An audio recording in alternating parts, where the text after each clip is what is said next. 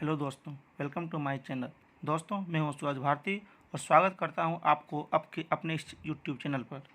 आज हम लोग भारतीय संविधान के विकास का तीसरा पार्ट देखेंगे और इसमें हम लोग पढ़ेंगे संविधान सभा एवं संविधान निर्माण प्रक्रिया, यानी संविधान सभा के द्वारा संविधान निर्माण प्रक्रिया मतलब संविधान का निर्माण कैसे कैसे हुआ, इसके बारे में आज हम लोग पढ़ेंगे। तो चलिए हम लोग लेक्चर को स्टार्ट करते हैं। संविधान सभा की सबसे पहली मांग स्वराज्य पार्टी के नेता M.N. रॉय के द्वारा की गई थी, यानी कि संविधान सभा जो गठित किया गया था संविधान निर्माण करने के लिए, उसकी सबसे पहली बार मांग कौन किए थे? तो M.N. रॉय ने किया था। और ये कब किए थे? 1934 में किए थे। 1935 में कांग्रेस ने भी एक संविधान सभा गठन करने की मांग की। पहले M.N. रॉय ने की 1934 में, उसके एक वर्ष बाद कांग्रेस ने भी यह स्वीकार किया, यह मांग की कि एक संविधान सभा का गठन किया जाए। अंग्रेजों ने सर्वप्रथम 1940 में अगस्त प्रस्ताव के माध्यम से कांग्रेस की मांग को स्वीकार किया था। हम लोग पढ़ चुके हैं कि सब अगस्त प्रस्ताव में कहा गया था कि भारतीय संविधान का निर्माण भारतीयों द्वारा किया जाएगा। इसके आधार पर 1942 में क्रिप्स मिशन आया और जिसमें यह कहा गया था कि भारतीय संविधान का निर्माण संविधान सभा द्वारा किया जाएगा, ये स्वीकार किया गया था। इसलिए थोड़ा जानते हैं क्रिप्स मिशन के बारे में। ब्रिटेन के प्रधानमंत्री विंस्टन चर्चिल ने 1942 में सर स्टैफोर्ड क्रिप्स के नेतृत्व में एक समिति को भारत भेजा। इसे ही क्रिप्स मिशन कहते हैं। यानी कि 1942 में जो प्रधानमंत्री थे ब्रिटेन के विंस्टन चर्चिल, उन्होंने स्टैफोर्ड क्रिप्स को क्या किया? भारत भेजा था। इसी को हम लोग क्रिप्स मिशन कहते हैं। इसी के नाम पर रखा गया क्रिप्स मिशन। गांधी जी ने क्रिप्स मिशन के प्रस्ताव को बाद की तिथि का चेक कहकर ठुकरा दिया। 1946 में संविधान सभा गठन कर दिया गया, जो कैबिनेट मिशन के तहत गठन किया गया था। 1946 में क्या हुआ? संविधान सभा गठन किया गया था। वो किस मिशन के तहत? कैबिनेट मिशन के तहत। अब कैबिनेट मिशन क्या होता है थोड़ा सा जाने। तो कैबिनेट मिशन 1946, ब्रिटेन के प्रधानमंत्री क्लीमेंट एटली ने अपने कैबिनेट मंत्रियों की एक टीम को कैबिनेट मिशन के रूप में भारत भेजा। यानी कि उस समय क्रिप्स मिशन के समय कौन थे प्रधानमंत्री? चर्चिल। अब प्रधानमंत्री हो गए वहाँ पे एटली। उन्होंने क्या किया? अपने कैबिनेट मंत्री की एक टीम को कैबिनेट मिशन के रूप में भारत भेजा। इसमें जो 3 सदस्य थे वो कौन कौन थे? लॉर्ड पैट्रिक लॉरेंस जो थे वो अध्यक्ष थे, स्टैफोर्ड क्रिप्स और एवी अलेक्जेंडर, ये 3 मेंबर आए थे।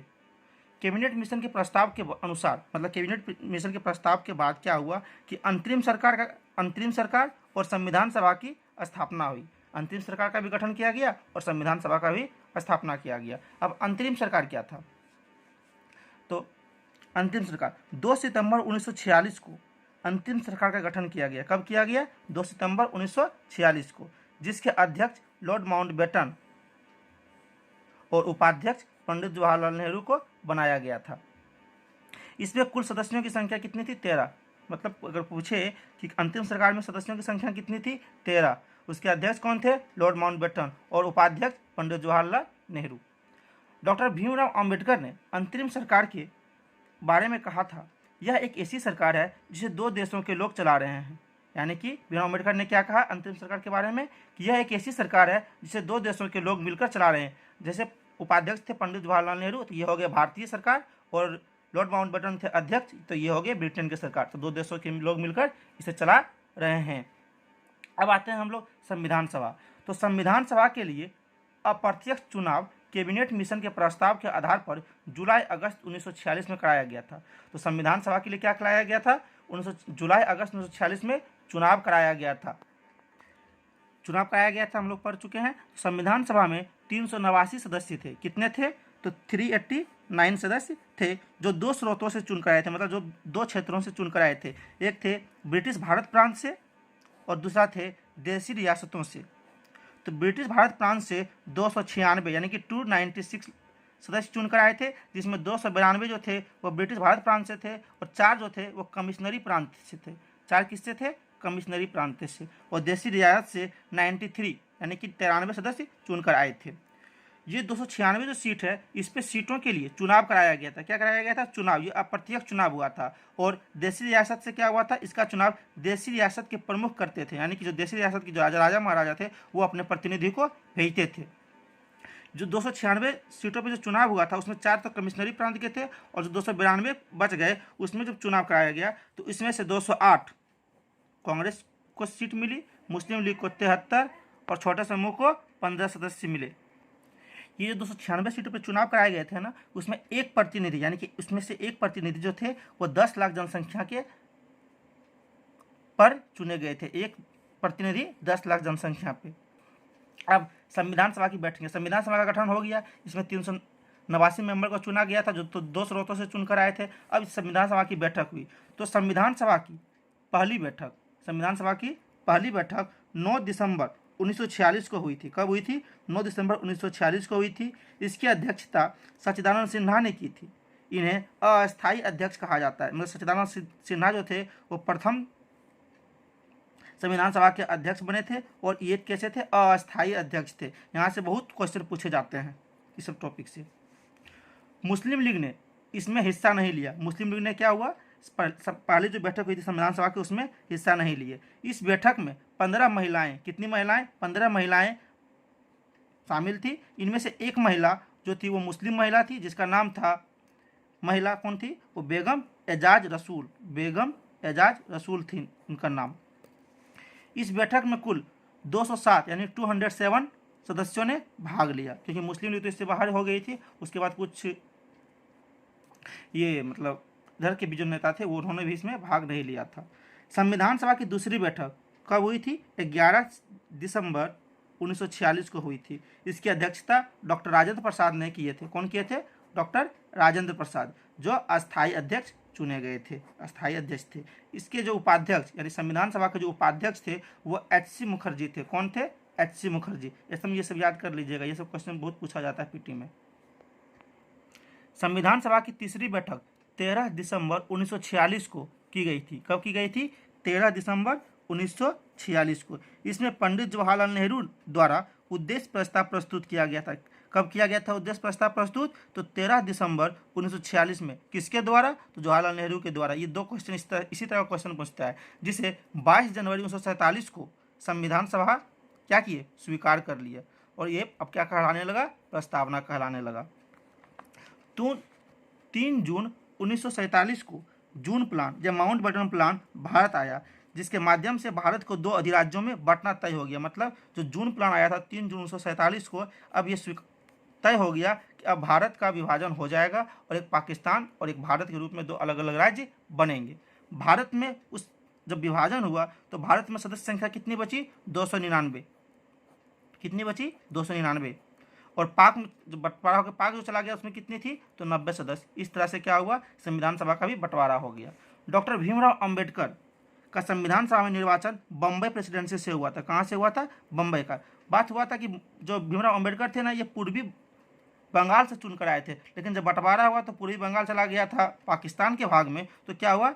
इनको भीमराव अंबेडकर को बम्बई प्रेसिडेंसी से फिर से चुनकर संविधान सभा में लाया गया था, क्योंकि ये बहुत ही पढ़े लिखे व्यक्ति थे और निम्न दलित वर्गों का प्रतिनिधित्व भी कर रहे थे। संविधान सभा द्वारा 11 सत्र आयोजित किए गए। कितने सत्र आयोजित किए गए? 11 सत्र, जहां 165 दिनों तक क्या हुआ? बहस चलता रहा। संविधान का निर्माण होने में 2 वर्ष 11 महीने और 18 दिन लगे। 2 वर्ष 11 महीने और 18 दिन लगे। संविधान सभा के विधि सलाहकार BN रॉय थे। कौन थे? BN रॉय। 26 नवंबर 1949 को भारतीय संविधान सभा एवं भारतीय लोगों द्वारा भारतीय संविधान को अंगीकृत, अधिनियमित और आत्मार्पित किया गया। कब किया गया? तो 26 नवंबर 1949 को भारतीय संविधान सभा द्वारा क्या किया गया? भारतीय लोगों द्वारा क्या हुआ? भारतीय संविधान को अंगीकृत, अधिनियमित और आत्मार्पित किया गया। अब यहाँ पर यह प्रश्न उठता है कि जब हमारा संविधान 26 नवंबर 1949 को ही बनकर तैयार हो गया था, तो फिर से हम लोग 26 जनवरी 1950 को क्यों लागू किए?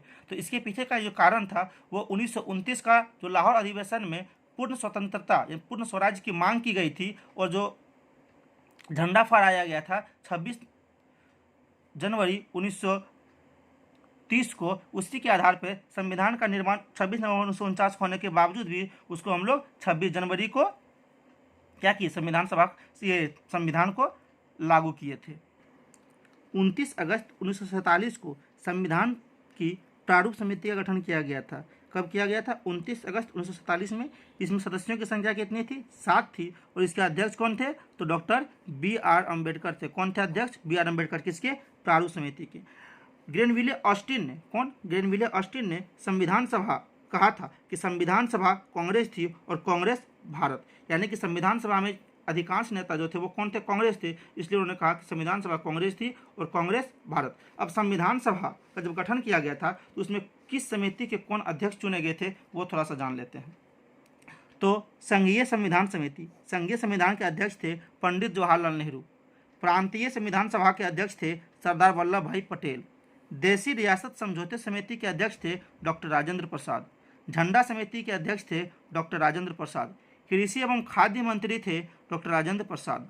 उपसभापति विदेश मामले एवं राष्ट्रमंडल संबंधी थे कौन? जवाहरलाल नेहरू। उपसभापति विदेश मामले, राष्ट्रमंडल संबंधी, और ऊपर में हम लोग पढ़े थे संघीय संविधान समिति, ये कौन थे? डॉक्टर जवाहरलाल नेहरू। शिक्षा मंत्री सी राजगोपालाचारी।